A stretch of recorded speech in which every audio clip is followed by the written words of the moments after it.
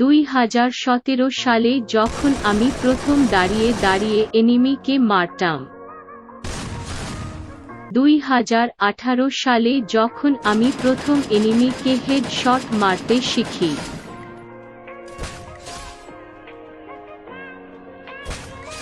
2019 সালে যখন আমি প্রথম এনিমিকে স্কোপ অন করে হেডশট মারতে পারি।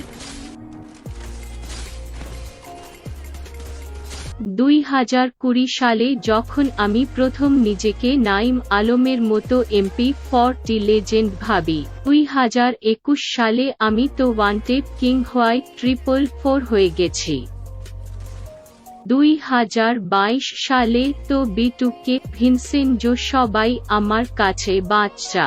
2023 সালে আমি কি নিজের চোখে দেখো।